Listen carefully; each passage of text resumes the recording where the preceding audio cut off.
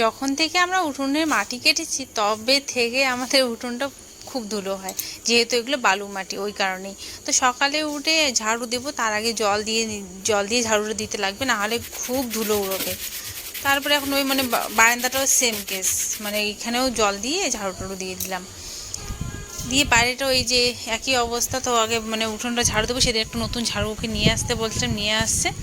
তো বাইরেটা এই মানে উঠোনটা ইটে ঝাড়ু দিয়ে দিই, আর বাইরেটা হলো ওই যে মানে পুরনো ঝাড়ুগুলো হলে কেমন হয়, ওই খাটি খাটি হয়েছে না, ওই ঝাড়ু দিয়ে বাইরেটা ঝাড়ু দিই। বাইরেটা চলে, মানে ভিতরটা চলে না। ঝাড়ু দেওয়ার পরে বাকি যতগুলো মাটি টাটি ছিল উঠোনের, সেই মাটিগুলো আমি দিয়ে দিলাম কুমড়োর গোড়াতে। আর দিকে অনেকটা বেলা হয়ে গেছে, আশা করি দেখে বুঝতে পারছো আমি অনেকটা বেলা করে উঠি, তো ওই জন্য। তো নমস্কার বন্ধুরা, তোমরা সবাই কেমন আছো? আশা করছি সবাই অনেক ভালো আছো।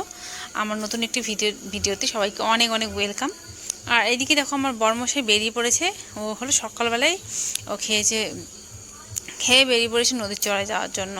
ও সময় নেই আমাদের সঙ্গে খাওয়ার। তো কী আর করা যাবে, ও চলেই যাবে, টোটো নিয়ে যাবে। সারাদিন ওখানে নদীর চরে জল টল দেওয়া হচ্ছে কলা ক্ষেতের মধ্যে, যেহেতু বৃষ্টি নেই তো জল দিতে হবে, না হলে কলা গাছগুলো সব নষ্ট হয়ে যাবে। আর আমি এখন বেলা করে কাজ করতেছি, তো আমার রান্নাবান্না তো করতে হবে। ও তো চলে গেছে, ও খেয়েছে হলো দই মুড়ি চিড়ে, এগুলোই খেয়েছে। খেতে মোটামুটি পর ভালোই বাসে।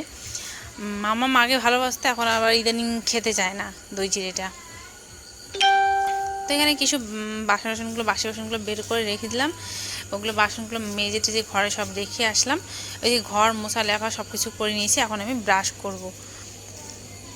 সব কাজ শেষ, ব্রাশ করে স্নানটা সেরে নেব, মানে এই হলো আমার কাজ। তো ব্রাশ করতে করতে একটু এদিক ওদিক না হাঁটলে কেমন জানি লাগে। আর আমাকে যারা যারা দেখে বলে যে তুই অনেকটা বেলা করে ঘুম থেকে উঠেছি। আমি হ্যাঁ, সেই বেলা করে আমি ঘুম থেকে উঠি। তো রোদ্রু দেখতে পাচ্ছ, এতক্ষণে তো মানুষের খাওয়া দাওয়াও শেষ হয়ে যায়, কিন্তু আমার হয় না। আমার কেন জানি না ঘুমটা সকাল সকাল ভাঙতে চায় না।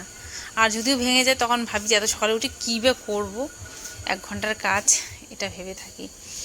তো আর কি আদা গাছগুলো দেখছিলাম, আদা কেমন হচ্ছে না হচ্ছে। তো বৃষ্টি নেই, কী আর হবে। তো ওইদিকে স্নান করে চলে আসলাম হলো রুটি বানাতে। তো মামা বলছিল মা রুটি খাবো ঘি দিয়ে। তো সেরকম করে খাচ্ছে আজকে অনেক দিন পর রুটি ঘি দিয়ে দিলাম, বেশ ভালো লাগে খেতে। মানে তোমরা তো খেয়েছো সবাই, আশা করি জানোই। মানে মাম্মাম বলছিল, তো সেই রকম করে আর কি রুটি বানাচ্ছি ফুলকো ফুলকো, তার সঙ্গে একটু করে ঘি লাগিয়ে দিচ্ছি। আর এইদিকে আমি করছি কাঁচা লঙ্কা দিয়ে আলু ভাজা করেছি, তাতে করে একটু ঝাল ঝাল লাগলে ভালো লাগবে রুটিটা খেতে। তো এই যে রেডি করে নিচ্ছি, আমাদের হয়েও গেল, মানে রেডি করে নিচ্ছি মানে আমার খাওয়া দাওয়া শেষ।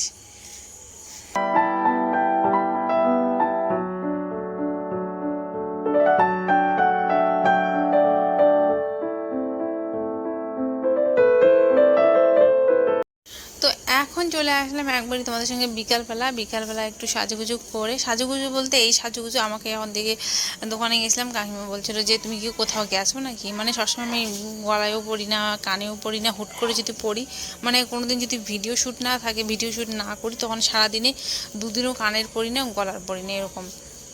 আর একটা টিপ দিয়ে রাখি শুধু, আর সিঁদুরটা। তো যদি হুট করে পড়ি না, তখন কেউ ভাবে যে আমি কোথাও গিয়েছি নাকি। তো কাকিমা সেমভাবে আমাকে জিজ্ঞাসা করছিলো, তো বললাম যে না, কোথাও যাইনি। তারপরে দেখো মামা এখানে পড়াশোনা করছে, ও তো আমার উপর রেগে গেছে, কী জানি আমাকে একটা বলছিল, আমি কথাটা শুনিনি।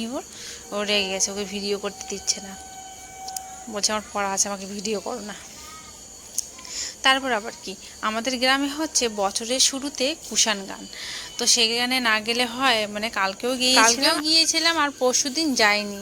তো ভাবলাম একটুখানি যাই, বাড়িতে তো ঘুমও পাবে না। আর ওইখানে গিয়ে আমার এত ঘুম পাচ্ছিল, মনে হচ্ছিলো যে ওখানেই শুয়ে পড়ি, এত হাওয়া দিচ্ছিলো, আর হাওয়াটা পেয়ে মনে হচ্ছে ভীষণ ঘুম পাচ্ছিলো। তবু আমরা 12টা পর্যন্ত ছিলাম ওইখানে। আর কালকে আমরা 11টার সময়ই চলে আসছিলাম। তো সবাই রেডি, এখন আমরা যাব। তারপর কাকি শাশুড়ি আছে, তারপরে ওইদিকে ননদ আছে, ওদের সঙ্গেই যাব সবাই মিলে। আর কালকে গেছিলাম পাশের বাড়ির দিদিদের সঙ্গে, সবার সঙ্গে, শাশুড়ি মা ছিল কালকে। তো চলো রেডি।